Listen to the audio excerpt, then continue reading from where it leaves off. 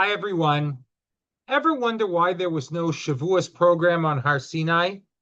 I mean, granted that the given current political challenge such a pilgrimage might entail, why don't we find it to be a thing, at least that people did in earlier generations?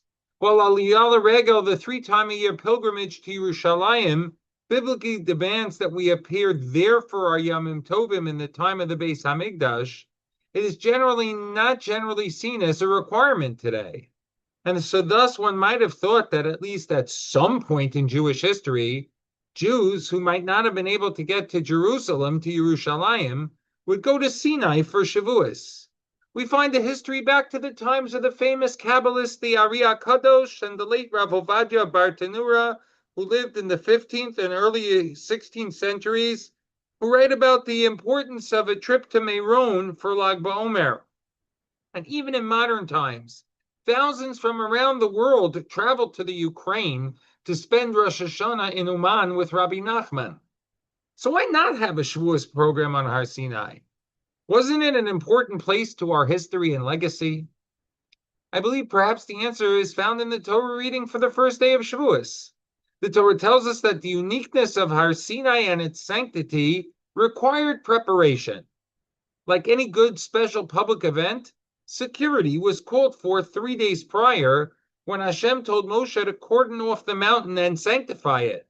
He told Moshe that Moshe needed to warn the people and the animals and needed to be careful not to even touch the mountains or risk death in the process. However, once the event was over and the shofar sounded, then everyone, man, woman, child, even animal, could ascend Har Sinai. And so thus, once Har Sinai and Matan Torah finished, the mountain was no longer sacred or special. And while that might answer the technical question of why does the Torah end the special process, and why we don't find people making a religious journey to Sinai for Shavuos, it does beg a bigger question. Why does the Torah end that special status of Har Sinai immediately afterwards? Why not give it some significance, some chance to provide a location to look back and recall the experience of Mamad Har Sinai, and for us to be inspired? Why end the Kedusha immediately afterward? And if the experience of Mamad Har Sinai was meant to be temporary and would be folded up right after, as if it were but a fleeting experience in Jewish destiny like a concert in Woodstock, so why does Hashem seem to be so upset with the way Bnei Yisrael left the experience? Kitino kaboreach mi beis hasefer, the way that a child runs out of school. I mean, if the party was over, why care about the way they left? I remember many experiences from my youth.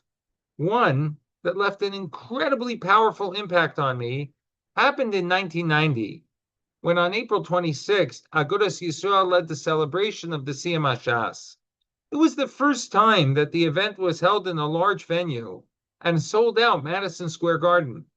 Although many addresses were in Yiddish, it was also the first time that a translator was available, and I was able to follow along with the addresses of some of the great Torah leaders of the United States. One of the featured speakers that night was the venerable and fiery Philadelphia Rosh Hashiva, Rav Elia Svei Zatzal. In his address, delivered with his incredible energy and gusto that superseded the translation and the translator, he too asked why we do not have an active practical mitzvah to commemorate Mamad Har Sinai, the Sinai experience on Shavuos, as we have for the holidays of Sukkot and Pesach. And citing his Rebbe Rav Aaron Kotler Zatzal, whose impact on Torah life in America cannot be minimized, Rav Elia explained that one only needs a commemoration to that which does not exist for us today. While Sukkot and Pesach commemorate the Yetzias Mitzrayim, the exodus from Mitzrayim, and the ability to survive in the desert, both of those events happened and remain enshrined in the past, in history. On the other hand, the Sinai experience of receiving the Torah is an ongoing one and is with us every day when we study the Torah. And so, according to Rav Elia and to Rav Aaron Zatzal, there is no need to have a commemoration mitzvah for Mamad Har Sinai, as commemorations merely recall the past. Torah acceptance, through its study and through keeping its laws, is something that affects each of us each day when we engage in the study of Torah and mitzvahs as if we got it right now. It would follow that the Sinai experience didn't end. It moved beyond Sinai, together with each and every one of us, taking the daily experience with us too. Not for naught, the Gemara notes that lo hamakom mechabedes ha'adam, el ha'adam mechabedes mikomo. The place doesn't honor the person.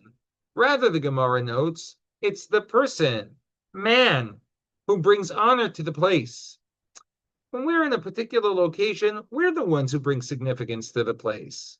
Mayor Simcha of Devinsk adds that being established by Hashem to make a place kadosh doesn't create the kedusha. Kedusha, the sanctity of anyone, anywhere, or anything in this world, is established by man's dedication of that person, place, or item as kadosh. Only when we make the place holy does the holiness endure. When we remove it, the uniqueness and holiness are removed. And the source for this idea in the Gemara? It's the sanctity of Har Sinai. It was holy when we sanctified it and when we made it that way. And the Kedusha was removed once we removed it. When we set significance to a place, we glorify it, even when we leave it. We show respect to Yerushalayim during the Yom Tov of Sukkos by staying one extra day because, as we say, Kashe alai prei daschem, our leaving is hard for Hashem. When we rush out of the experience, like school children at the end of the year, we're demonstrating that we don't appreciate the experience, the place, the gift, and find nothing admirable in any of it. And in that regard, Rav Simcha Zissel Brody notes, we're not adults, Adam, but rather tinokos. We're like little children who run away, desperate to forget any skills or benefit that we got. You know, Mama Sinai had so many valuable lessons and experiences that we could have taken with ourselves. The unity of the people, the experiences with Hashem, the receiving of the Torah and all its values, the dedication and commitment of Nasem and Ishma, just to name a few, that we could have honored by not running away. And Rav Klonimus Kalman Shapiro, the famous Piasetzner Rebbe, noted that the main job in the chinuch process is not to fill children with the lessons of today. Rather, he explained that the main job of a true educator, parent, or teacher is to establish and inculcate a set of values within the child, wherein the child remains committed to avodas Hashem even as he or she ages. Those values, coupled with the how-to of Torah living, in a proper balance, will make sure that the next generation in the link of the Masorah, continue to bring honor to Har Sinai and the Sinai experience by making it personal and current each and every day. You know that Siyam Hashas in 1990? It was memorable for me in other ways as well. Rav Shimon Schwab, the longtime Rav of the KHA community from Washington Heights, delivered a masterful talk in English, wherein he recalled meeting a young man studying in a university. He asked the young man what he was learning, and the boy answered, "I'm doing Bava Kama." Rav Schwab told him, "I don't know what you're doing to Bava Kama, but more importantly, what is Bava Kama doing to you?" We can't allow our learning experiences to simply be what we're doing. We also need to make sure we take the steps to make sure these experiences do something to us as well. We make Shavuos more impactful when we ask, what part of Sinai am I carrying into today? Our Kabbalah Satorah is more complete and alive when we stop asking simply, how much did I finish? But rather, what entered me instead? You know, on the one hand, it's critical for us not to rush out of moments of Kedusha, and thus we can begin to pause just to let those moments sink in. Try it. After davening, remain for 60 seconds. After Havdalah, don't instantly grab your phone. After Yantif, discuss one thing you want to carry forward. After learning, sit quietly before re-entering distraction. The pause can make the difference between whether our experiences make a difference in our lives or just become transitory events. But at the same time, we need to stop depending exclusively on these peak experiences for spirituality. Yiddishkeit, Judaism, is not built in extraordinary moments. It's built in repeated ordinary ones. We can create Kedusha in ordinary routines at our weekday and Shabbos meals, during carpools, at work and in the office, and even in the casual conversations that we have with our spouses, with our children, and with our friends. Mamad Har Sinai was meant to be portable. The goal of Torah is not to escape from life, it's to transform life. Sinai lives when Torah shapes choices, not only rituals. We honor Sinai when we take the time out to ask Torah-oriented questions during major decisions. Questions like, what kind of person will this make me? Am I choosing convenience over values? Does this choice deepen or weaken my avodas Hashem? Will this help my family's spiritual atmosphere? How? That's the continuation of Rav Schwab's question. What is Kabbalas HaTorah and all it entails doing to us? Making that a part of our daily experiences makes Kabbalas HaTorah something that happens for us personally every day, honoring the Torah, the place it was given, and Hashem himself who gave it to us. The reason that there's no pilgrimage to Sinai for Shavuos is because Sinai was never meant to be a mountain.